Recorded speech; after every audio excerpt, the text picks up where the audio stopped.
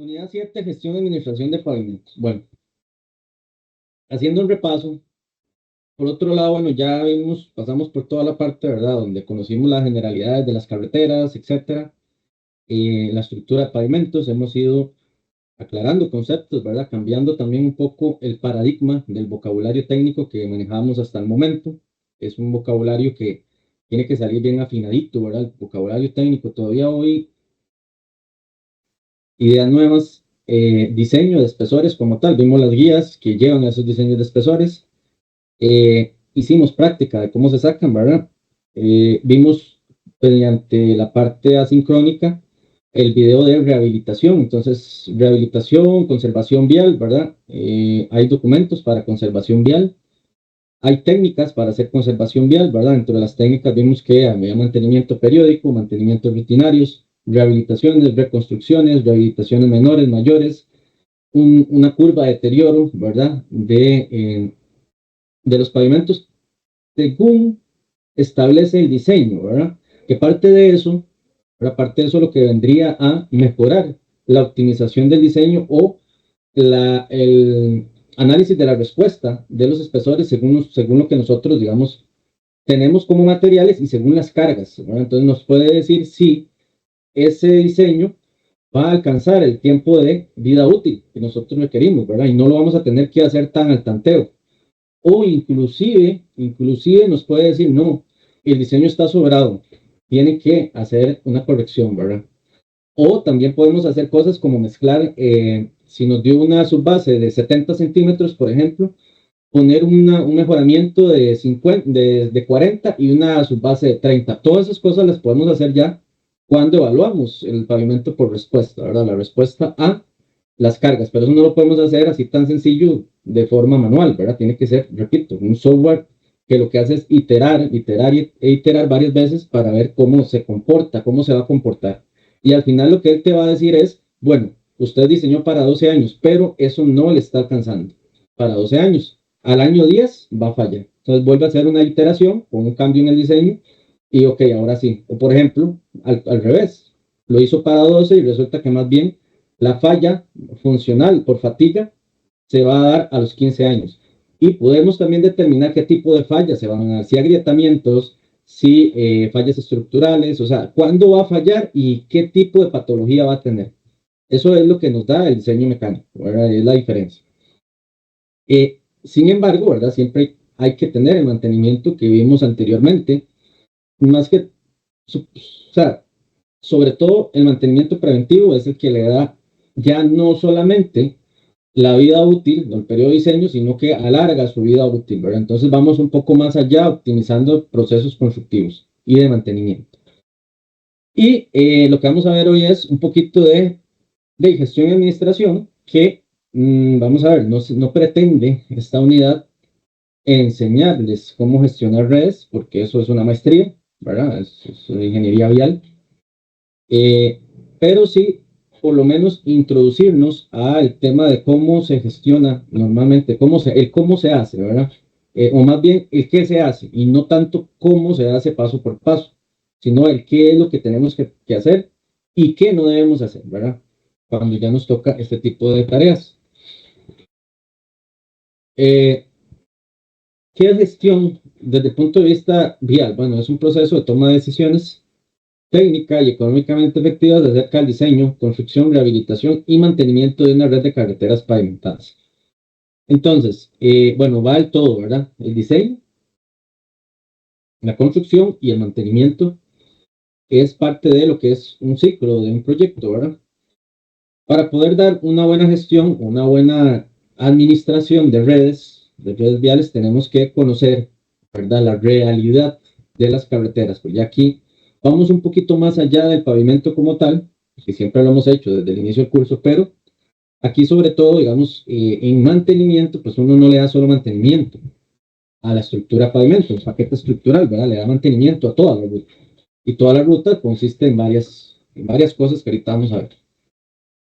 Entonces, más o menos, para darnos una idea, y esto que ya está viejo, ¿verdad? Esa foto está vieja, pero bueno, me da una muy buena idea de cuál ha sido como el aumento en el parque vehicular que es lo que sobre todo carga las carreteras y las deteriora, ¿verdad? O sea, evidentemente sabemos que hay dos principales elementos, o hay tres principales elementos que son los responsables del deterioro de las carreteras. ¿Cuáles son? Móviles no. Las cargas de los vehículos, listo. Esta es la calidad de los materiales, correcto. Es que esa del diseño, iba a decir eso, que realmente va en función de la calidad, pero bueno, también calidad de los materiales, correcto. El clima, correcto. El clima así en general, ¿verdad? Evidentemente ya eso se ve de forma específica por las estructuras de drenaje, correcto, digamos, qué tan buenas o no tan buenas fueron en el momento en que se diseñaron. Pero en general, dentro de la generalidad, es el clima, ¿verdad? Es las inclemencias del tiempo, ¿verdad? Entonces gira alrededor de esos tres. Uno, evidentemente, de los más importantes es el tránsito, ¿verdad? Los tres pilares es el tránsito. Entonces, conforme el tránsito aumente, ¿verdad? De forma desproporcionada y ojalá de una forma no prevista, ¿verdad? Porque recuerden que dentro del diseño lo prevemos, ¿verdad? Cierto, lo prevemos. Tratamos de hacer una, eh, ¿cómo decirlo? Predicción del crecimiento del tránsito al futuro. Pero si este crecimiento es desproporcionado con respecto a como yo lo calculé, ¿verdad? En países como el de nosotros, sociedades carrocentristas, ¿verdad? Etcétera. Entonces se acelera, ¿verdad? Se acelera evidentemente el, el daño, ¿verdad? El daño en la estructura. Otra cosa, eh, digamos, muy importante que tiene, digamos, el diseño mecánico, que no contempla el diseño empírico, y es que, digamos, el diseño mecánico, perdón, empírico, lo que hace es tomar todo, ¿verdad? Por ser empírico, tomar toda la carga del tránsito, y llevarla a un eje equivalente de 80 kilonewtons o 18 kilolibras, ¿verdad?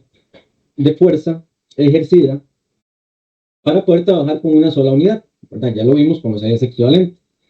Sin embargo, si yo, por ejemplo, no es lo mismo que yo tenga 100 carros, ¿verdad? Pasando y pase un tráiler de 5 ejes una vez al día. Estoy poniendo un ejemplo. A que, ¿verdad? Y eso digamos que me suman 1000 ejes equivalentes. ¿Por qué? Porque convertimos los 100 vehículos livianos y el camión a ejes equivalentes y me suma 1000, por ejemplo. Que pasen 3 camiones del mismo tamaño y me sumen los mismos 1000, o sea, 3 camiones de los grandes. O sea, el daño a la estructura no es el mismo. Ya analizando la respuesta, no es lo mismo que yo cargue con, o pongámosle no 3, pongámosle 5 trailers. El daño que estos 5 trailers crean a la estructura no es el mismo que crean 100 vehículos livianos y un trailer que al final de cuentas van a sumar los mismos 1000 ejes equivalentes, ¿verdad? Porque la carga es muy fuerte, ¿verdad? Aunque sean pocas que se ejercen, son muy fuertes. No es lo mismo que se vengan 3 temblorcitos, ¿verdad? De tres grados a que se venga un temblor de 9 grados en escala Richter, ¿verdad? O sea, el daño, ¿verdad? Evidentemente, por la magnitud de un solo evento grande, es mayor al que pueden causar muchos daños pequeños. Entonces, es otra cosa que también hace la diferencia, ¿verdad? El diseño mecánico, ¿verdad? Por la respuesta que tendría. Yo puedo, digamos, eh, puedo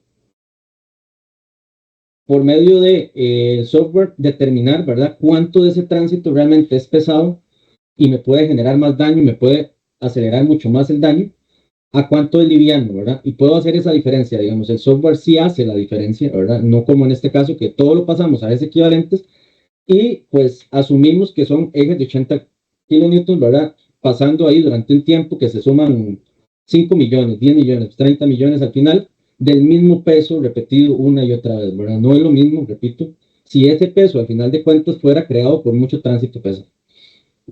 Entonces, bueno, en 1970, la General Cañas en ese tramo específico se veía de como se ve acá, el lado derecho de la pantalla, perdón, acá. Y así se veía en el 2016 antes de la ampliación del puente, ¿verdad?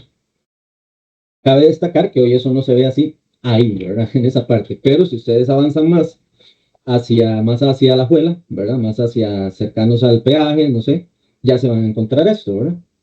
O más bien hacia San José, si avanzan un poquito más después del Castela, ya casi llegando a la Juan Pablo II, unos kilómetros antes, se van a encontrar esto nuevamente. ¿Por qué? Porque las ampliaciones en planificación vial no funcionan solas, ¿verdad? Van de la mano con una serie de proyectos, o deben ir de la mano con una serie de otros proyectos. Porque lo que hacemos es, cuando ampliamos un puente o ampliamos una zona específica y no tenemos una planificación completa, pues de ahí lo que hacemos es trasladar el problema a otra parte, ¿verdad? Y eso es algo muy intuitivo. De si yo aquí tenía esto así y lo abro a 3 carriles, 4 carriles, pero no trabajo las otras intersecciones, pues lo que hago es soltar el tránsito aquí, pero lo traslado a otras partes, ¿verdad? Porque en el momento va a haber un embudo ahí.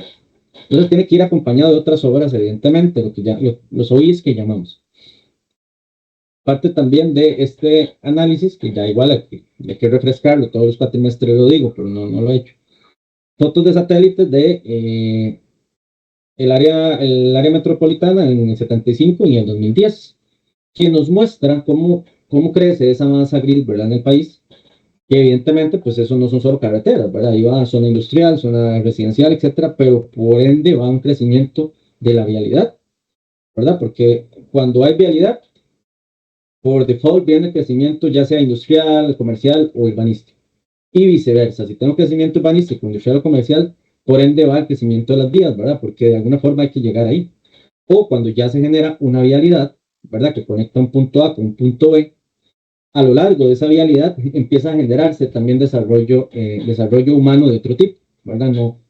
No queda así como en desierto, por lo menos en los países de nosotros, que son pequeños, sucede más, ¿verdad? Países tal vez donde hay muchísimo terreno, las vías, pues sí, son kilómetros de kilómetros donde pues no se genera tal vez tanto crecimiento, pero este crecimiento adicionado, ¿verdad? Es el que normalmente a veces crea que nosotros calculemos un tránsito, pero cambie a lo largo del periodo de vida útil, el periodo de diseño de la carretera, ¿verdad? Se sumen, digamos, crecimientos adicionales que no estaban previstos, ¿verdad? Y eso es muy común en nuestro país. Ok, entonces para poder dar una buena atención a la administración, necesitamos saber qué es lo que tenemos o cuánto tenemos, ¿verdad? En el último corte, hace unos años, teníamos más o menos así distribuida la red, ¿verdad? Unos casi 6.000 kilómetros de red vial nacional en zona rural, casi 2.000 kilómetros de red vial nacional en zona urbana, ¿verdad? Y una red cantonal de 35.000 kilómetros, ¿verdad? Que es bastante más. 35.000 versus casi 8.000, ¿verdad? Es bastante más la red vial cantonal. Sin embargo, es una red menos compleja, ¿verdad? Si bien es cierto, en kilómetros es más larga, es una red de menos complejidad, digámoslo así. Son rutas menos transitadas en cantidad y peso del tránsito. Son rutas que atienden mucho menos población, ¿verdad? Son rutas más secundarias o más terciarias, no son de tanta, digamos, importancia, no son autopistas, no son carreteras principales, pero sí en longitud es bastante. Eso suma cerca de ahorita, podríamos estar hablando un poco más de 43.000 kilómetros de red, que es bastante densa para el territorio que tenemos, comparado con otros países que son muy grandes, ¿verdad? Y tienen infraestructura muy buena, pero no tienen tanta infraestructura bien, no tienen tanta red por kilómetro, ¿verdad? Es cierto, nosotros tenemos gran parte de esa red está en muy malas condiciones. De hecho, aquí lo podemos ver, digamos, este gráfico o esta foto es tomada de un informe donde se evalúa, digamos, cierto parámetro. Aquí no sé exactamente cuál era, ¿verdad? Puede ser el IRI, la efectometría, etcétera. Pero lo que está bien es lo verde, lo que está más o menos es lo amarillo, lo que está mal es lo rojo y lo que está muy mal es lo negro, ¿verdad? Entonces ven que evidentemente se concentra todo mucho en la zona que es más transitada y algunas zonas, algunas redes están pues, mal, ¿verdad? Algunas principales y algunas no están tan mal y algunas sí están bien. Ahorita no recuerdo, la foto es solamente para un tema de ilustrativo. Eh, Nuevamente, ¿verdad? Recordemos, gestiones del proceso de toma de decisiones técnicas y económicamente efectivas acerca de diseño, construcción, rehabilitación y mantenimiento de carreteras pavimentadas. O sea, que tienen una estructura de pavimento, ¿verdad? Ahora, esta gestión puede ir más allá y no solamente abarcar las rutas pavimentadas, sino rutas que no tienen una estructura formal de pavimentos, ¿verdad? Ya vimos anteriormente que también hay tratamientos superficiales o inclusive hay mantenimiento de rutas en lastre, ¿verdad? ¿A qué se enfoca? Al patrimonio vial de un país, que es todos los elementos que conforman el sistema de vías o el sistema vial de cerca a cerca. Cerca a cerca quiere decir, concepto cerca a cerca, es en el derecho de vía, el tan, eh, ¿cómo decirlo? Tan controversial del derecho de vía del cual hemos hablado, ¿verdad? Que es la zona o la franja que por ley se establece que deben tener, ¿verdad? Las carreteras según su funcionalidad y según su tipo, ¿verdad? Entonces, una ruta nacional primaria normalmente debe tener 20 metros de ancho, digamos, su corredor. La ruta nacional interamericana, la 1 y la 2, en nuestro país debería tener 50 metros de derecho de vía, algo que no sucede en todo el trayecto, ¿verdad? Ustedes se van más hacia el sur, por ejemplo, la ruta 2, y no, es que no, si acaso está, ahí va como 2 carriles y nada más, ¿verdad? Hay montañas a este lado y hueco a este otro lado, ¿verdad? O ahí digamos, está invadido el derecho de vía. Pero se supone que debería tener 50 metros. Y es lo que se ha hecho, digamos, más bien hacia el occidente, sobre Ruta 1, General Cañas específicamente, donde se ha ido, no sé si en algún momento han visto unos letreros que dicen, unos rótulos que dicen, estamos recuperando el derecho de vía. No sé si lo han visto. ¿Eso qué significa? Bueno, simple y sencillamente que están tratando de expropiar, ¿verdad? Las famosas y nuevamente controversiales expropiaciones, ¿verdad? Que son un pie en el zapato para el desarrollo vial, que son tan complejas. Por eso es que dice, estamos recuperando el derecho de vía. Por mucho tiempo lo dijo ahí hacia San Ramón, y ahora hay ampliación, y donde no hay muchas veces es porque no se ha todavía terminado los procesos de expropiación, ¿verdad? Igual con la ruta 32. Los procesos de expropiación son muy complejos, máximo en un país donde la ley o quien hace cumplir la ley, ¿verdad? Son organismos, vamos a ver, no vamos a satanizarlo, ¿verdad? Que no funcionan como deberían, pero producto de las mismas leyes, ¿verdad? Que existen y las mismas trabas.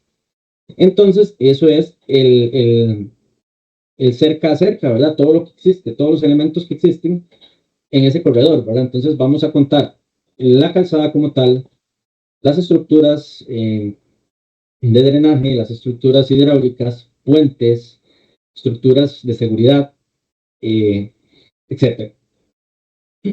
Bajo el principio de que todo es cuantificable, o sea, todo se puede contar, ¿verdad? Se pueden contar metros lineales de cuneta, metros o kilómetros de calzada, cantidad de puentes, cantidad de alcantarillas, pasos, dragantes, cabezales, etc. Todo se puede cuantificar y esos inventarios debemos tenerlos para poder dar una buena gestión. Y este principio, digamos, o más bien los tres principios, es que sea esta atención en el lugar adecuado, o sea, priorizar, ¿verdad? Ruta con la necesidad o la necesidad prioritaria, por lo menos. Y saber priorizar momento adecuado antes de que avance en la curva de deterioro. Del tema anterior, que fue asincrónico, vimos la curva de deterioro, ¿verdad?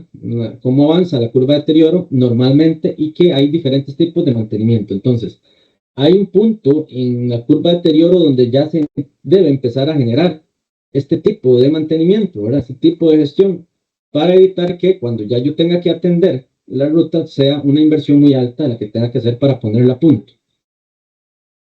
Y con el tratamiento adecuado, ¿verdad? Entonces, evidentemente, si es un tema de preservación, ¿verdad? Serán tratamientos muy poco invasivos, ¿verdad? Si es un tema de rehabilitación menor, pues más invasivo, en rehabilitación mayor, más invasivo aún, ¿verdad? Y un presupuesto mayor. En algún momento, leyendo por ahí, ¿verdad? Y dentro del tiempo que uno ha estado en esto, sabemos que países inclusive desarrollados como Estados Unidos tenían una filosofía de una gestión reactiva. ¿Qué es una gestión reactiva? O sea, es como decir, bueno, voy a hacer esto y lo voy a dar hasta que no sirva para nada y lo arreglo. Invierto cuando ya no sirve. Lo que pasa es que se fue con el tiempo se fueron dando cuenta, o nos hemos ido dando cuenta que eso es muy caro, al final de cuentas sale muy caro ese tipo de gestión reactiva, y no solamente por la inversión que se hace de hacerlo todo nuevo, ¿verdad? De demoler y hacerlo todo nuevo, sino por los costos asociados no directos, costos indirectos, ¿verdad? O inclusive no cuantificables.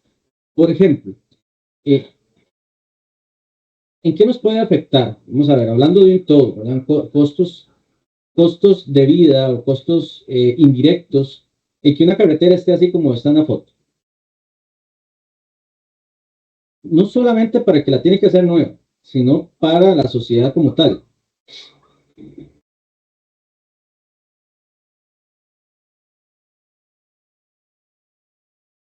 Vamos,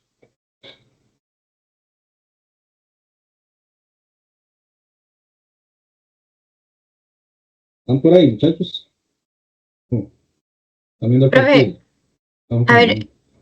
eso tiene como muchas aristas, uno puede verlo desde muchos puntos, digamos, por ejemplo, si uno lo ve, tal vez no esta carretera, pero hay unas que están incluso peor y para ciertos pueblos, por ejemplo, el acceso a un centro médico es complicado.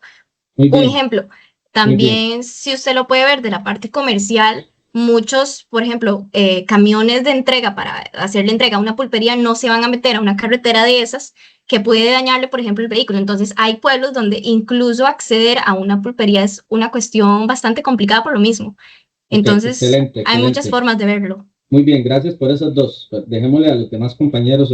Ok, sí, por ahí ya nos encaminaron, compañeros. Entonces, eh, costos de transporte de mercancías. Inclusive puede ser que entren los camiones, ¿verdad? Pero van a tener un costo adicional de reparación y todo el tema, ¿verdad? Y el tema, ¿verdad? El tema de acceso a la salud, ¿verdad? Que es muy importante. ¿Qué más? Y como ella lo dijo, hay muchas aristas, hay muchos temas.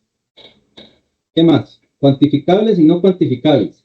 Dentro de esto que ella menciona, pues, usted puede cuantificar cuánto le costó una rótula, ¿verdad? O cuánto más de diésel gastó, pero si alguien tiene, digamos, un problema médico, eso posiblemente usted no lo pueda cuantificar, ¿verdad? Entonces son daños no cuantificables, al fin de cuentas. O digamos, problemas no cuantificables.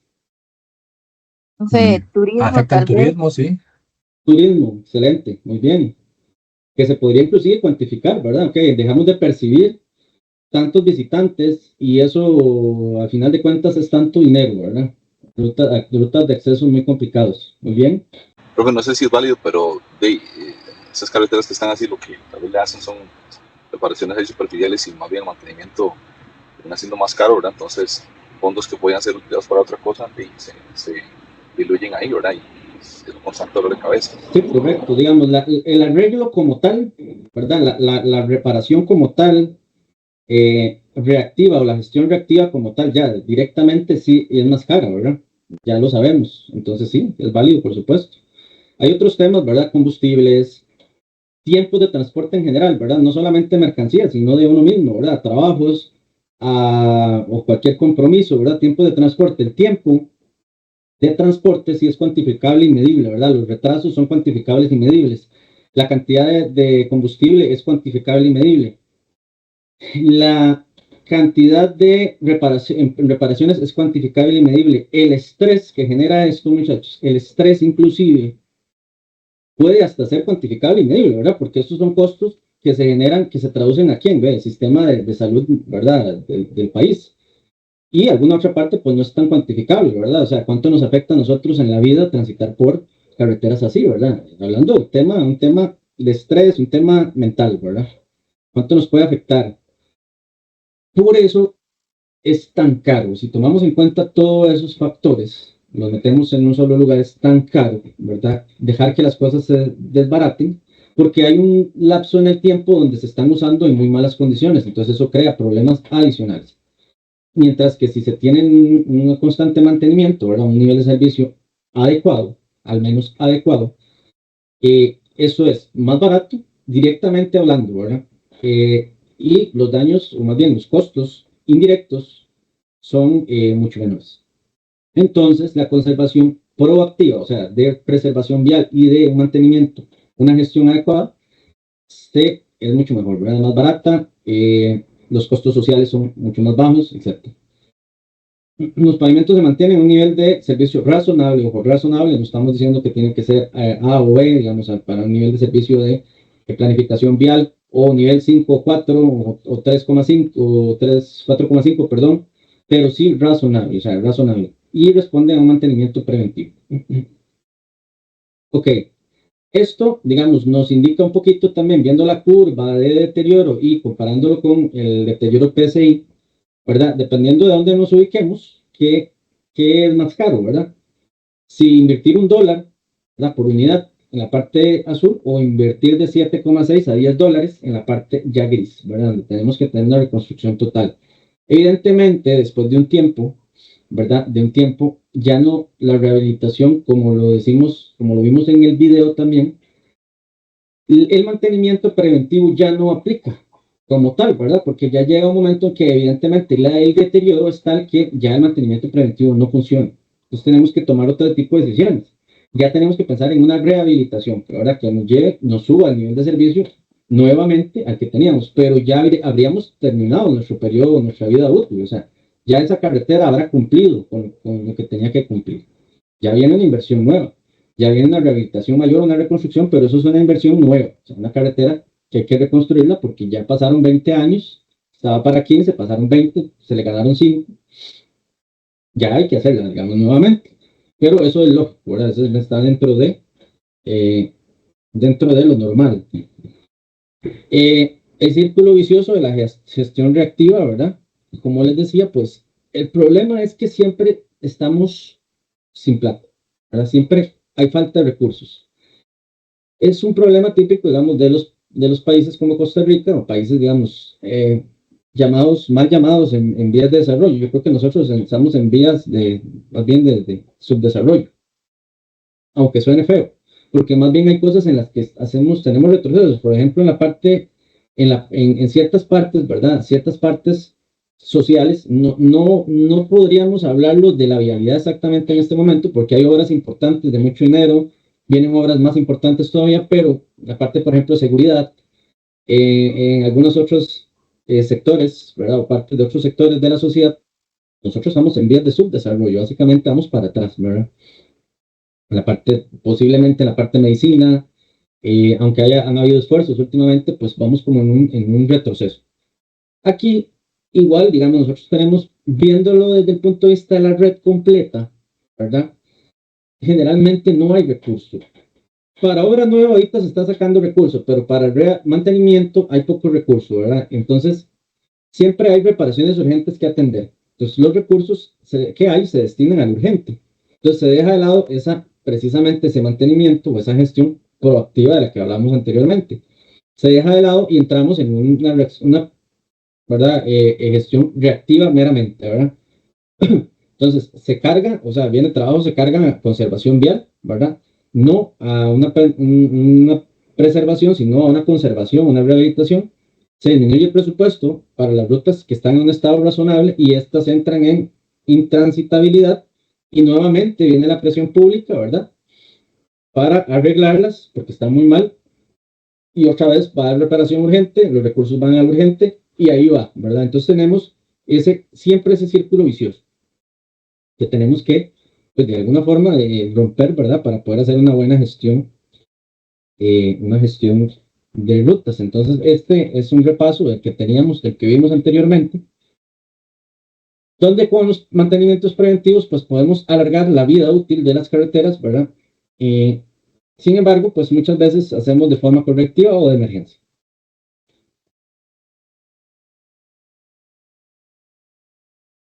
Permítame un par de minutos. Ya ven.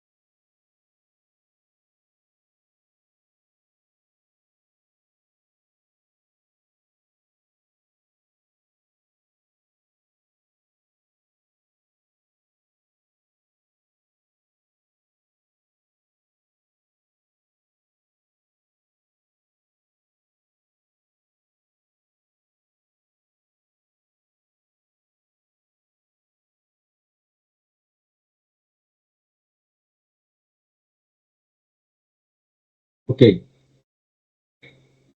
Bueno. Entonces, bueno, viéndolo desde el punto de vista, eh, la gestión tiene dos niveles, digámoslo así, un nivel de red completo, ¿verdad? Que es un nivel que obedece a una planificación nacional, a políticas, ¿verdad? De Estado, a políticas de ministerio, de crecimiento, etcétera, de forma más estatal y una de nivel de proyecto, ¿verdad? Que es más a nivel de, como podríamos llamarlo en Costa Rica, más a nivel de municipalidades, más a nivel sectorial, ¿verdad? Entonces, podemos tenerlo en los dos niveles, ¿verdad? Ese nivel de gestión vial, ya país como tal, y un nivel de gestión más sectorial, tanto a nivel de red nacional como de red cantonal, ¿verdad? Y sobre todo, eso se ve mucho en la red vial cantonal, que se gestiona más a nivel de municipalidad, ¿verdad? Quien es la que destina los recursos, hace los planes quinquenales, etcétera, para atender su red. Como componentes, y eso es un refrescamiento de planificación vial, nosotros podemos tener, ¿verdad? Entonces, para poder gestionar el inventario, o sea, que tenemos, como lo dijimos hace rato, que tenemos en cantidades, cómo lo tenemos, o sea, cuál es la condición. Y para esto tenemos varias formas de evaluar la condición, ¿verdad? Desde el pavimento, de las rutas, de los elementos que están cerca, ¿verdad? Las obras viales, etcétera, obras de seguridad. La predicción de esta condición al futuro para poder tener, digamos, como planes de contingencia de cómo se va a tratar. Y una herramienta de análisis que es muy importante, ¿verdad? Que es donde entra el tema ya del software que podamos usar para tener una herramienta donde coloquemos toda la información y podamos tomar decisiones, podamos verla más hacia lo macro, ¿verdad? Entonces, ¿cuánto tenemos, verdad? Esto es, pues lo hacemos contabilizando. Ahora hay muchas herramientas diferentes a las que había hace un tiempo, ¿verdad? O nuevas. Antes la contabilización de estas cosas se hacía más a mano, más a pie, digámoslo así, los kilómetros, etcétera. Ahora tenemos muchas herramientas, ¿verdad? Tema de fotografías, drones, mediciones, ¿verdad? Por medio de software que tiene, digamos, georreferenciación, etcétera, ¿verdad? Sin embargo, hay muchas cosas, ¿verdad? Hay muchas cosas que todavía deben hacerse de forma manual, ¿verdad? Porque, por ejemplo, los pasos de alcantarilla, tenemos que contarlos, tenemos que ver en qué condición están, y eso no hay otra que hacer, digamos, como de hacer los recorridos, ¿verdad? Y ir haciendo, digamos, las mediciones de la condición. Hay varias formas para medir la condición, ¿verdad? Algunas más analíticas que otras, como el PSI, que es el índice de condición presente del Ejército de los Estados Unidos, que es más de auscultación visual, más de medición visual, y el PSI, que es el que utilizamos para hacer análisis y hacer diseño de pavimentos, que es el índice de serviciabilidad presente de ASTO y que mide mediante algunas otras unidades de análisis, como el IRI, como la deflectometría, cuál es la condición, ¿verdad? Del pavimento.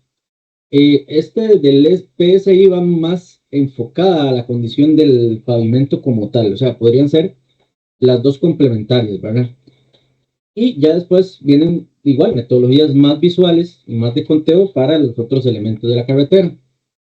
La predicción de la condición futura, bueno, podemos usar criterios profesionales y experiencia, los volúmenes de tránsito y modelos matemáticos para medir el aumento de los volúmenes de tránsito, ¿verdad? Modelos matemáticos sencillos, extrapolaciones lineales o modelos más econométricos, ¿verdad? Más aplicados a exactamente al crecimiento, según la zona, ¿verdad? Una herramienta de análisis, un software que me permita, bueno, identificar y priorizar las necesidades de mantenimiento y rehabilitación, evaluar comparativamente el impacto de varios programas, establecer metas para la condición. Yo puedo tener metas de condición diferente según la ruta, ¿verdad? Y según la prioridad de la ruta o según la importancia.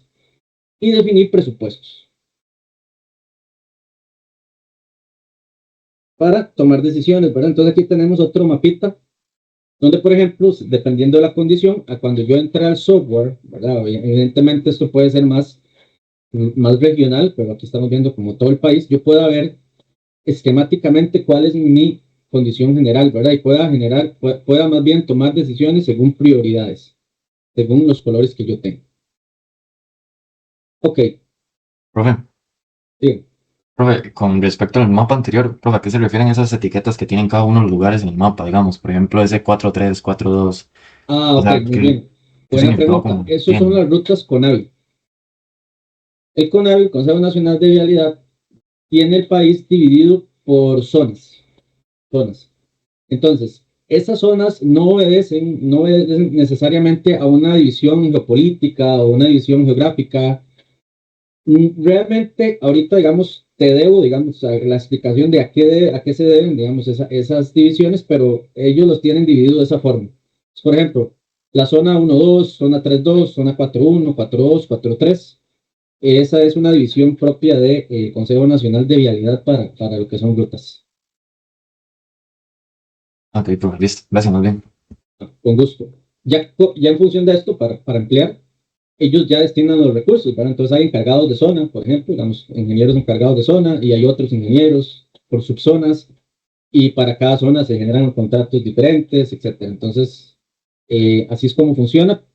Como te digo, no es como, o no obedece a una división geopolítica o de algún otro tipo, sino que va más con el tema de rutas, de dónde a dónde va una ruta, de dónde a dónde se establece que está una ruta ubicada y temas de ese tipo, ¿verdad? Pero exactamente, digamos, el criterio o los criterios utilizados para la visión no los conozco a profundidad.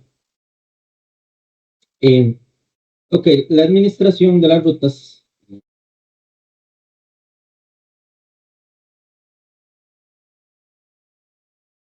Vamos a ver la administración, más bien, sí, administración, financiamiento. Ay, alguien que me ayude a leer ahí para hacerla un poquito más dinámica. Profe, si quiere yo le puedo ayudar. Dale. Los dos párrafos. Sí, de una vez. Ok, financiamiento. Para el financiamiento de estas, cabe recalcar que desde el año 2016 que se aprobó la ley que dio a los gobiernos locales el deber del mantenimiento y creación de las rutas viales cantonales. Estos reciben el financiamiento necesario para realizarlo. Este tipo de leyes fue necesaria para el proceso de descentralizar labores y también de buscar aumentar la productividad y eficiencia de estos trabajos. El financiamiento recibido para estas instituciones viene de parte de la ley 8114. Esta ley indica que se le va a cargar un impuesto a cada tipo de combustible, en los cuales destacan los combustibles super, regular y diésel, entre otros. Dicho impuesto se calcula trimestralmente y se cambia siguiendo en base el índice de precios del consumidor, con los cuales se van a obtener recursos para la conservación y desarrollo de estructura vial. Ok, gracias. Esto lo que explica un poco es el financiamiento para la red vial cantonal. La red vial cantonal, donde la ley 8114, a partir del 2016, lo que hace es que quita un poco, digamos, el peso hacia el MOP del mantenimiento de toda la red y se lo da ya directamente a las municipalidades, ¿verdad? Entonces ellas, según su jurisprudencia, tienen que hacer uso de estos financiamientos, tienen que tener, o en la mayoría de los casos, una unidad técnica de gestión vial. No todas las municipalidades la tienen, pero se supone que la unidad técnica de gestión vial debe crear los presupuestos, ¿verdad? Ordinarios y extraordinarios para el mantenimiento de las rutas, todo el tema, y eso se gira, digamos, un presupuesto, ¿verdad? Y ahí dice, digamos, de dónde viene, ¿verdad? Del 8114, una parte viene del impuesto único a los combustibles, del que hablamos, ¿verdad? Bueno, el que se habló en el video, impuesto único a los combustibles de un 51%, por eso que tenemos con los combustibles. Somos el segundo país, después de Uruguay, con los combustibles más caros en Latinoamérica, creo. Ok, ¿alguien más? ¿Alguna dama?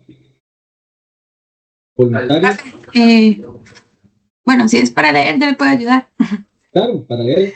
Aquí, bueno, dice, la recaudación de este recurso está dada por la Dirección General de Tributación y se dictamina en esta ley que del producto anual de los ingresos provenientes de la recaudación del impuesto único para los combustibles se destinará un 48,60% con carácter específico y obligatorio para el Ministerio de Hacienda, el cual por intermedio de la Tesorería Nacional se lo girará directamente a cada una de las siguientes instituciones según lo indica la ley.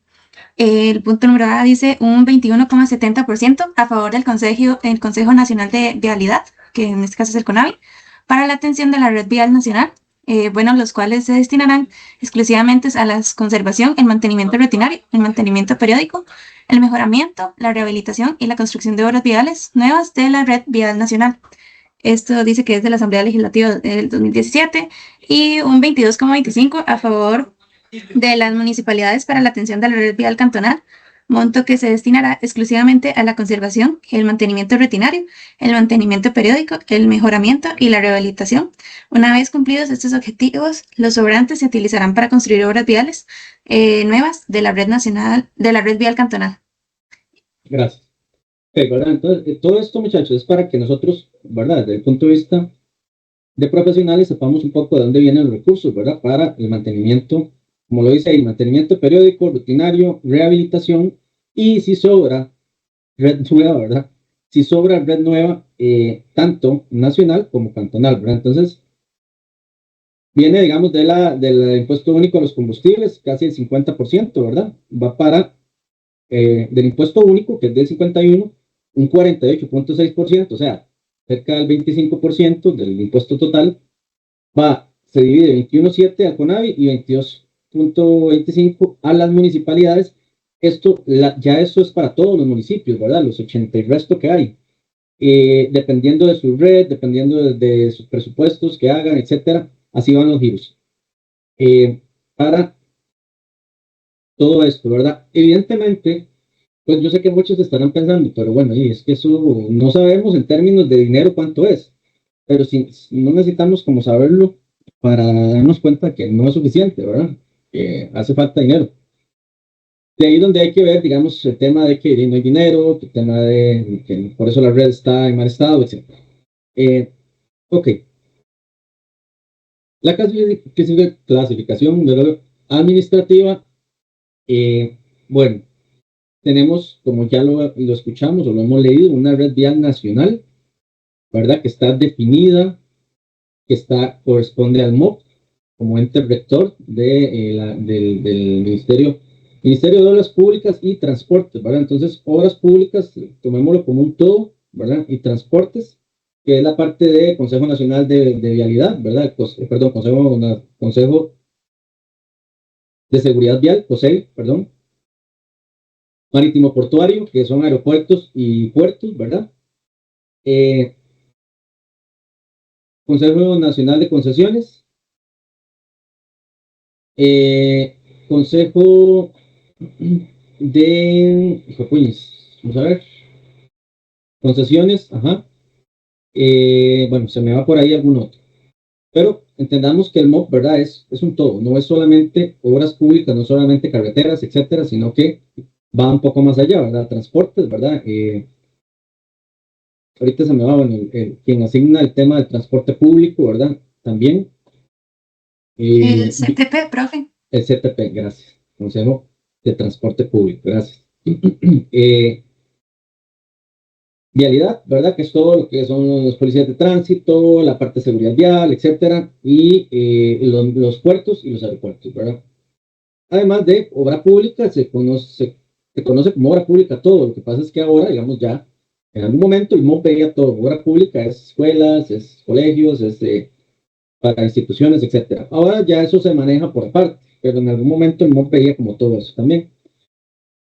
Ahora, la parte vial, que es de la que estamos hablando específicamente, de lo que es lo que es conservación vial, lo ve el CONAVI, ¿verdad? Consejo Nacional de Vialidad. Por medio del CONAVI se ve lo que es conservación vial. Y en algunos casos con unidades ejecutoras, el MOP, obra nueva o algunas otras cosas, pero en general es quien administra toda la red vial nacional que está codificada como Ruta 1, Ruta 2, Ruta Nacional 34, Ruta Nacional 39, que es circunvalación, Ruta Nacional 10, Ruta Nacional 32, que es de Surquí, Ruta a las Costaneras, etcétera. Digamos, todo lo que es red vial nacional. Según la Ley General de Caminos Públicos 5060, artículo 2, ahí viene como cuáles son las que tiene que hacer el MOP. La red vial cantonal Bueno, el cuidado de la red vial cantonal está a cargo de cada municipalidad según la ley 9329 y ahora lo vino a reforzar un poco el 8114, ¿verdad? La atención de la red vial cantonal de forma plena y exclusiva será competencia de los gobiernos locales, a quienes les corresponderá planear, programar, diseñar, administrar, financiar, ejecutar y controlar su construcción, conservación, señalamiento, demarcación, rehabilitación, reforzamiento, reconstrucción, concesión y operación de conformidad con el plan vial de conservación y desarrollo quinquenal de cada municipio. Entonces, ahí lo dice claramente, ¿verdad? Es un extracto de la ley. Eso le toca a la red vial, a las municipalidades por medio de presupuesto que ya vimos de dónde viene, ¿verdad? ¿De dónde viene ese presupuesto? Entonces lo tendríamos así: Ruta Nacional Vial primaria, secundaria y terciaria, ¿verdad? Siendo las primarias por las troncales importantes que todos conocemos, ¿verdad? La Ruta Nacional 1, repito, la 2, la Ruta 27. Secundarias, ahorita vamos a ver funcionalmente cómo es que se explica, ¿verdad? Esto, pero son más colectoras, más conectoras, ¿verdad? Y terciarias son más recolectoras de tránsito y más de servicio a la parte urbanística. Ruta siempre nacional, ¿verdad? Así, lo que se considera ruta nacional. Ahora, las rutas cantonales son caminos vecinales, calles locales y caminos no clasificados. Caminos vecinales son rutas de travesía que llamamos, ¿verdad? Que conectan distritos y que no son nacionales, ¿verdad? Calles locales ya son más propias de los cuadrantes como tal, ¿verdad? Las cuadras, etcétera. Y caminos no clasificados, algunos caminos públicos que no están todavía clasificados pueden ser parte de la administración de la red. Ahí me pueden ayudar a leer, tal vez, algún otro voluntario. Pero si quieres la ayudo yo. Dale. Ok. Tipo de carreteras, clasificación administrativa, red vial nacional. Según Ley 5060, Ley General de Caminos Públicos, capítulo 1, artículo 1. Carreteras primarias, red de rutas troncales para servir de corredores caracterizados por volúmenes de tránsito relativamente altos y con una alta proporción de viajes internacionales, interprovinciales o de larga distancia. Carreteras secundarias, rutas que conectan cabeceras cantonales importantes no servidas por carreteras primarias, así como otros centros de población, producción o turismo que generen una cantidad considerable de viajes intercantonales o interregionales. Carreteras terciarias, rutas que sirven de colectoras del tránsito para las carreteras primarias y secundarias y que constituyen las vías principales para los viajes dentro de una región o entre distritos importantes. Ok, gracias. Bueno, entonces ahí lo dice claramente, ¿verdad? Las primarias son más troncales, más importantes, de más cantidad de tránsito, mayor velocidad normalmente y más recorridas por tránsito más pesado, ¿verdad? Las secundarias son más conectoras, ¿verdad? De las primarias y desde el punto de vista geopolítico también o administrativo, son conectoras intercantonales, ¿verdad? Que no están conectadas por red nacional, ¿verdad? Primaria. Y las terciarias son más conectoras de distritos, ¿verdad? Después vienen ya las cantonales, que son más las rutas de travesía que conectan poblados, ¿verdad? Por lo general, las rutas secundarias, ¿verdad? Son de menos tránsito menos pesado y menos velocidad, ¿verdad? Por lo general también las carreteras primarias, y algo que no dice acá, que tienen poco o nulo acceso a la propiedad lateral. O sea, que de una carretera primaria, normalmente yo no salgo directamente a la propiedad lateral, o sea, yo no salgo a mi casa, sino que primero toca caer a un enlace, a una secundaria, a una terciaria y salgo a mi casa, ¿verdad? Con excepción de algunos casos, ¿verdad? Como centros comerciales, zonas francas, pero esos accesos a la propiedad lateral son muy diseñados, ¿verdad? Son muy controlados, son enlaces que vienen por medio marginales, o sea, en la medida de lo posible, así debe ser, ¿verdad? Entonces, tienen, digamos, poco acceso directo a la propiedad lateral. Las terciarias sí, ya yo en una ruta nacional terciaria puedo ir y salir a la cochera de mi casa de una vez, o sea, salirme. Eso no pasa en las rutas principales, obviamente, por su velocidad y por todo el tema. Y donde eso sucede, que sí he visto que sucede en una ruta nacional secundaria, que tiene alta velocidad, muy transitada y sale de una vez a como a una casa, ¿verdad? Donde eso sucede, generalmente hay alta accidentabilidad, ¿verdad? porque por alguna razón sucedió, por alguna razón alguien construyó, no pidió permisos o le dieron mal el permiso y no hizo un acceso, no hizo una salida como debe ser, y ahí llegan o ponen un negocio, lo he visto más con negocios que con casas, realmente. Un negocio, ¿verdad? Una tienda, un súper, lo que sea, y no lo hacen como tiene que ser, y entonces eso genera un corte en el flujo muy repentino, ¿verdad? Entonces normalmente hay alta accidentabilidad, ¿verdad?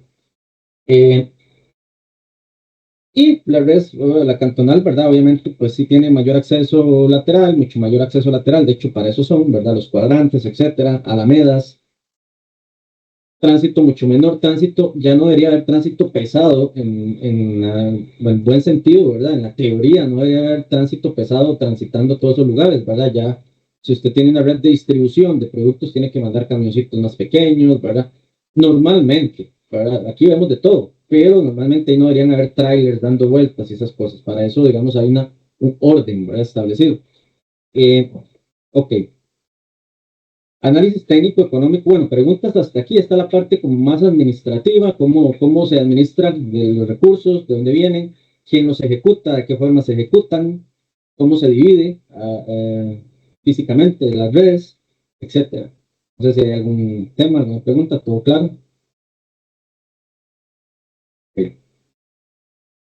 Vamos a ver un poquito, que lo pide el programa, que veamos un análisis técnico económico de alternativas de inversión, administración y mantenimiento. Igual, no pretende, ¿verdad?, que salgamos con un máster en administración de proyectos constructivos, ¿verdad? Pero sí como un pincelazo y enfocado en la parte vial, ¿verdad? No solamente de proyectos constructivos de forma general, sino en la parte vial. Ok, ¿qué elementos definen un proyecto de una vez enfocado en la parte vial, ¿verdad? Porque el proyecto, como les digo, puede haber un proyecto mío de comprar un carro, de hacer una casa, ¿verdad? Entonces, eso sigue siendo un proyecto, pero ya enfocado en un proyecto de construcción y de construcción vial, sí hay elementos que se comparten, ¿verdad? De cualquier tipo de proyecto a la construcción vial, pero hay elementos diferenciados.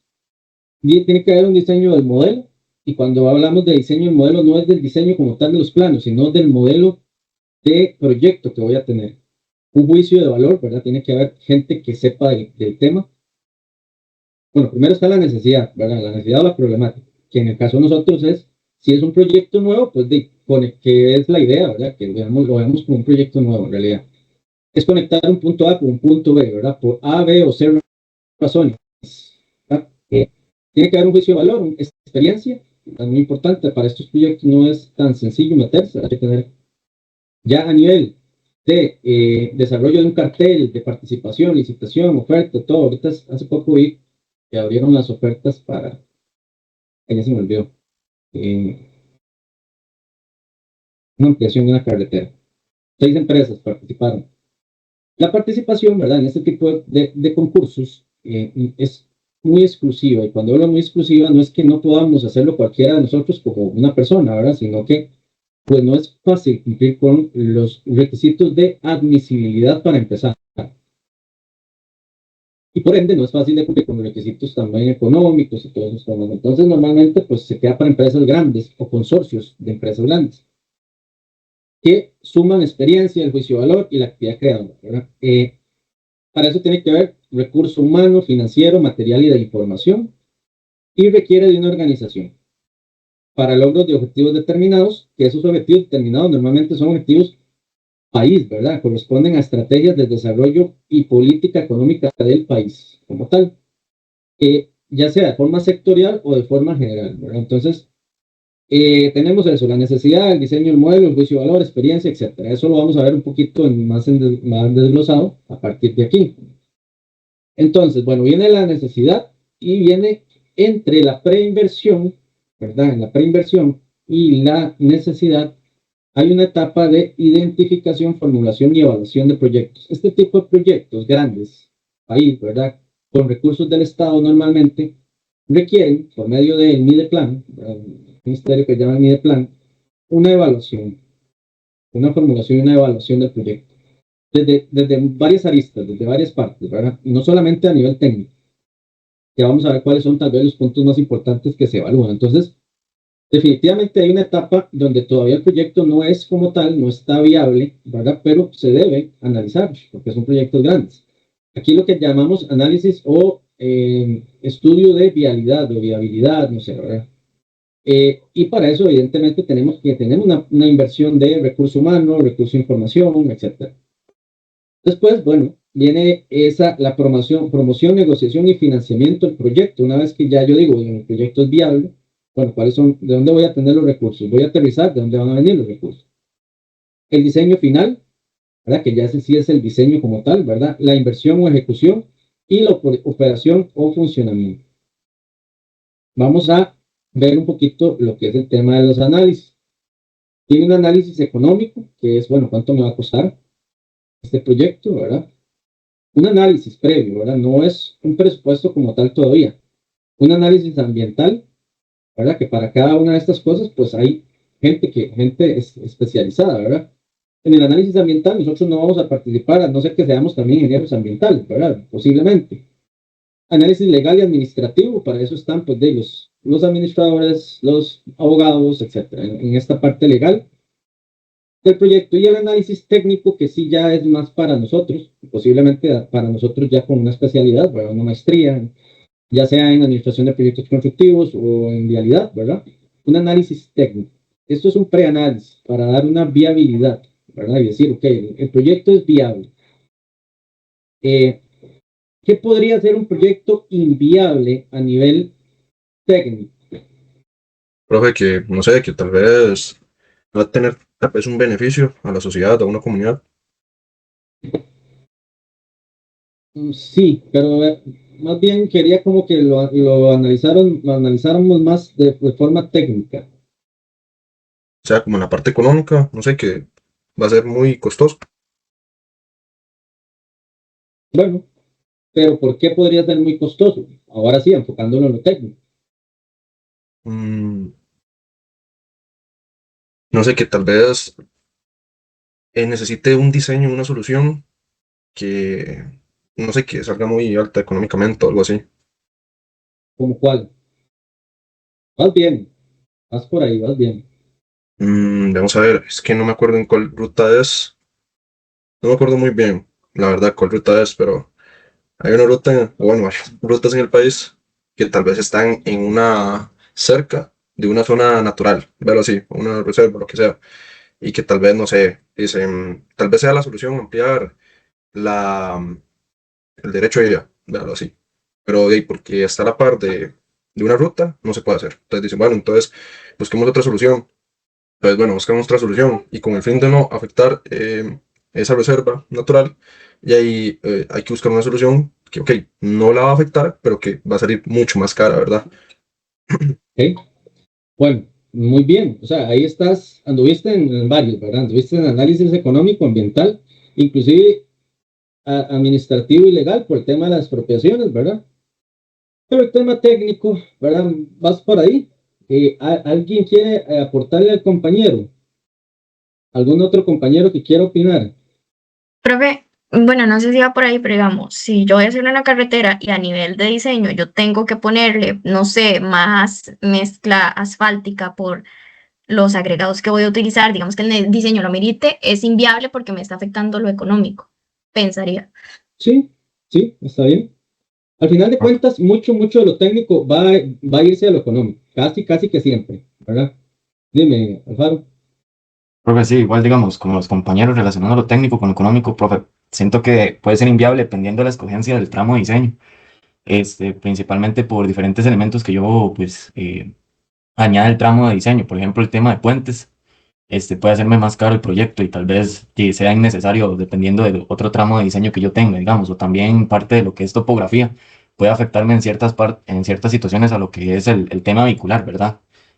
Sí, Y más o sí, menos sí, por ahí. definitivamente. O sea, Profe, y yo diría depende de dónde se construya, porque digamos, si es una zona muy alejada y no haya como donde tener materiales cerca, entonces va a ser una inversión trasladarlo hasta donde se ocupa hacer, digamos.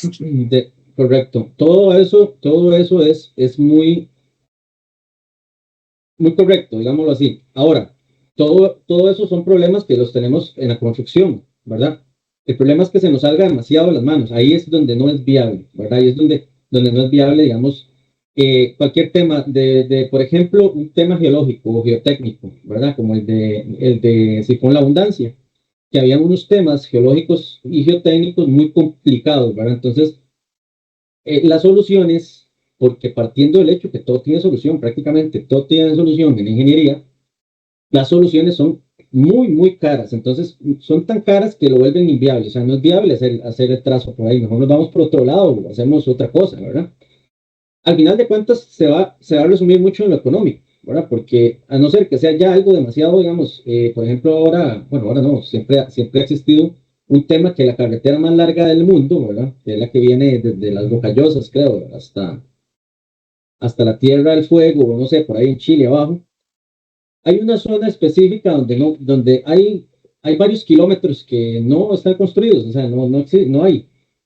Y hay varias razones por las cuales es inviable el proyecto. O sea, la zona es extremadamente montañosa, es un estrecho, ¿verdad? Por donde debería pasar la carretera. Por ser muy montañosa, está tomada por algunos cárteles, es inseguro, hay un montón de cuestiones que lo hacen inviable el proyecto, aunque se ha querido hacer, ¿verdad? Para conectar la carretera, que ya quede como la más larga del mundo. Es una zona en la cual no se puede, o sea, ha sido inviable construir, ha sido muy, muy complicado. Entonces, pero hay varios aspectos, ¿verdad? Inclusive hasta de seguridad. Técnicamente, muy bien, digamos, un tema geológico, un tema geotécnico, ¿verdad? Que me digan, ¿no? O sea, definitivamente, yo, digamos, por ejemplo, siempre me he hecho la pregunta, ¿qué pasó con la Ruta 32 cuando hicieron ese análisis técnico y análisis ambiental? ¿Qué pasó? ¿Qué sucedió? No sé, pues hace muchos años. Pero en un análisis técnico ahí debió decir, oigan, este proyecto está muy complicado, o sea, esto nos va, técnicamente es inviable, ¿verdad? Y ahora estamos sufriendo las consecuencias, porque es complicado, ¿verdad? Hay un tema ahí, tema ambiental, hay un tema que ya técnicamente es muy complicado, ¿verdad? Pero ahí debió haber un análisis de este tipo, que posiblemente lo hubo, pero no fue el más adecuado, y no dijo, no, tenemos que hacer el trazo por otro lado, que de hecho entiendo que habían varios trazos, habían varios trazos en estudio, no solo ese, inclusive habían algunos trazos que eran más trazados, perdón, algunos trazados que eran más viables si uno lo ve ahorita, ¿verdad? Desde el punto de vista ahorita de los problemas que hay en el Surquí, en toda la montaña, más viables técnicamente, ¿verdad? Pero bueno, ya eso fue hace muchos, habrá que investigar, ¿no? Un trabajo de investigación más a fondo, por qué se tomó la decisión de hacerlo y que de hecho fue muy complicada la construcción de esa carretera, muy, muy complicada. Inclusive hubieron pérdidas humanas y todo el tema, ¿verdad? Según entiendo, y hay unas bibliografías muy interesantes y son bonitas cuando uno está en esto, de historia, de este tipo de cosas, ¿verdad? De la construcción de las rutas, como las primeras que hubieron en el país y todo, y ahí como en la biblioteca del MOB está todo eso, y es interesante, digamos, en algunos casos leer sobre esa historia. Ok, la promoción, negociación y financiamiento. Vamos a ver, ¿cómo se financia un proyecto para tal vez los que no han participado mucho? ¿Cómo financio yo un proyecto de una carretera?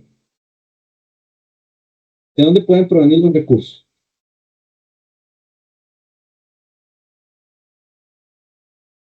Tomando en cuenta lo que vimos ahora, de dónde vienen los recursos para conservación vial, ¿verdad? Y que lo que queda es para hacer carretera nueva, que si no hay plata para conservación, sí, no va a quedar para obra nueva, ¿verdad? Eso ya lo entendemos. Entonces, ¿de dónde vienen los recursos? Si no hay plata para hacer obra nueva, de esos fondos, ¿de dónde pueden provenir los recursos? ¿De dónde vienen normalmente? Lo que hemos visto en las noticias, en la realidad. Desde préstamos, Préstamos internacionales, muy bien, ese es uno. Déjenme ahí los otros para los demás. Un préstamo internacional, ¿verdad? De un organismo internacional, de un banco internacional, el BID, otro tipo de banco. ¿Está bien? ¿Qué más? Profe, en el pago de impuestos, no sé si toma cuenta por ahí. Vamos a ver. Según lo que vimos anteriormente, con el pago de impuestos y el impuesto que por ley va a eso, va dirigido a eso, no alcanza. Ese es el problema. Puede ser que con fondos propios, ¿verdad? En algún momento si queda se haga obra nueva, está bien, digamos, es válido, lo vamos a aceptar como válido. Pero según lo que vimos anteriormente, el problema es que no está quedando dinero para hacer obra nueva de esos impuestos, ¿verdad? Que son los que por ley yo puedo tomar para yo mandar a hacer obra. Recuerden que yo no puedo agarrar, digamos, impuestos de cualquier lado para cualquier cosa, ¿verdad? El impuesto A ya está definido para atender la necesidad B. En algunos casos, ¿verdad? Hay unas cajas únicas del Estado donde se puede tomar para un impuesto para cualquier cosa, ¿verdad? Según la necesidad, pero no es como lo más común. Pero ya está como establecido, o sea, el impuesto de tal cosa va para tal otra. Y ya vimos al inicio, ¿verdad? Que el impuesto único a los combustibles, que es el que va y se reparte con AVE y municipalidades, dice que si sobra va para obra nueva, pero el problema es que ni siquiera alcanza para conservación. Por ese lado, digamos que sí, es una opción, no estoy diciendo que no. Lo que pasa es que es difícil y es remota, ¿verdad? Recursos propios, ¿verdad? Una unidad ejecutora, el MOP, con recursos propios, es más complicado, más difícil y casi que no se da para obras grandes, por lo menos, ¿verdad? Tal vez algo más pequeño, sí, pero obras más grandecitas no es como lo común. Pero sí, vamos a tomarlo como que es una fuente también de financiamiento. ¿Qué más? Profe, se dan en concesión. Concesión, muy bien. La figura de la concesión, ¿verdad? Que al final de cuentas, si uno lo quiere ver de alguna forma, es dinero prestado también, pero funciona diferente en el sentido de que viene una empresa, ¿verdad? Construye la carretera, la opera durante unos años para sacar, pues obviamente la inversión, una ganancia y después la entrega al Estado. ¿Verdad? Como por ejemplo pasa ahora con Global Vía, anteriormente Autopistas del Sol.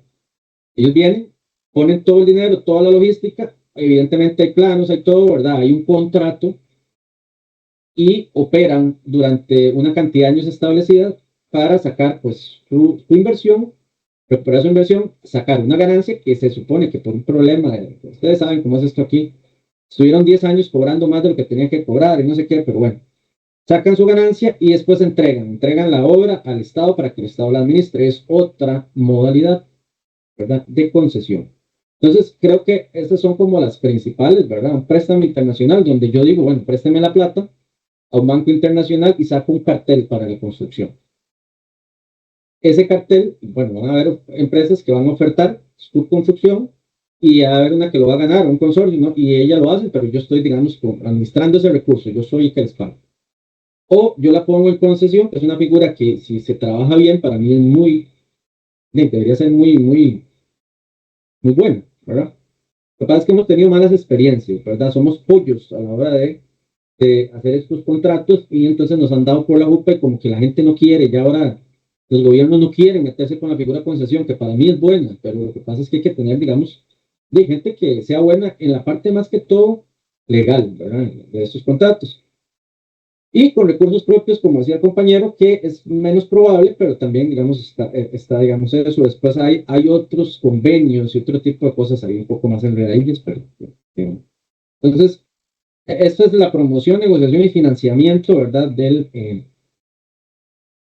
Dentro de la negociación y promoción, ¿verdad? No tanto hablando de financiamiento, está ya la parte de ejecución, ¿verdad? Donde entramos más nosotros, inclusive, como actores de esta película.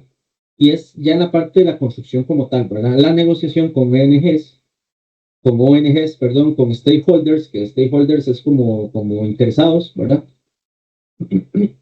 Y los sectores interesados, ¿verdad? De las comunidades por donde va a pasar la carretera o la obra vial. Es muy importante porque estas personas pueden hacer que un proyecto sea muy complicado de realizar o más bien que sea muy sencillo, ¿verdad? De realizar. Siempre hay que tener eso en cuenta. Entonces, la información, las reuniones, las negociaciones, etcétera, todo eso, los interesados, negociar con los interesados, etcétera, es importante dentro de ya la etapa de ejecución. Esta interfase o etapa de diseño definitivo es cuando ya a nosotros nos toca diseñar, según el trazado que tenemos, curvas de nivel, cortes, secciones típicas, secciones no tan típicas, sino más diseñadas, puentes, obras de contención, obras hidráulicas, etcétera. Digamos, ya esto es más el diseño de los planos y especificaciones, que para eso tenemos, digamos, una guía, que es el CR 2020. Sin embargo, eso es una guía, como lo dice la palabra. Es una guía para que nosotros sepamos qué especifica, ¿verdad? Qué se debe cumplir, pero el diseño como tal es meramente un trabajo ingenieril y mucho de criterio, ¿verdad? Tenemos que tratar de entender que, repito, las guías y las normas son eso, son una ayuda, ¿verdad? Y obviamente en muchos casos son mandatorios, pero nosotros tenemos que utilizar criterio, conocimiento de la teoría, de la práctica, de software, etcétera, para llevar a cabo este tipo de trabajos. Y este es el diseño como tal. Este diseño puede ser dentro de la administración y cómo se maneje, puede ser que lo haga el interesado, por ejemplo, el Estado diseñe, ahora diga, bueno, yo diseñé esto, quiero que lo construya, o saco a licitación todo, diseño y construcción, o saco diseño primero y después construcción. Esas modalidades se pueden dar dependiendo de la necesidad. Ahora, entonces viene la contratación de firmas consultoras, si estoy sacando el diseño, ¿verdad?, a licitación, o de firmas desarrolladoras, si ya tengo el diseño, o si ya lo saqué a contratación y ya me lo hicieron, entonces voy ahora sí a quién me maneja el proyecto, quién me lo va a construir. Y en algunos casos es lo más sano, dependiendo de, ¿verdad?, que alguien diseñe y alguien construya, ¿verdad? No quiere decir que esté prohibido que diseñe y construya, ¿verdad? Pero por un tema de control, a veces es mejor, ¿verdad?, que el que diseña después simplemente inspeccione a un constructor, ¿verdad? Son cosas que pueden pasar. Ajustes finales del proyecto. ¿Alguien me habló? No. Ok, entonces ya dentro de la flecha de ejecución, ¿verdad?, la elaboración de este manual, que son hacer los planos, todas las especificaciones constructivas, el reglamento, va a ir amarrado con el CR 2020, el proceso de contratación, ya sea las firmas para consultoría y diseño o para construcción como tal, la ejecución propia del proyecto, una vez que se da orden de inicio, y la prueba de entrega, ¿verdad? Esa prueba de entrega es importante porque viene el tema de garantías, yo tengo que fijarme que todo funcione bien, ya cuando entra en operación el proyecto, que no haya ningún tema de alguna mala práctica, etc. ¿Qué es esta fase de operación, verdad? Que es poner en marcha el proyecto, que se concreten los beneficios, ver la vida útil, empezar en la parte de gestión, ¿verdad? De gestión de mantenimiento, etcétera.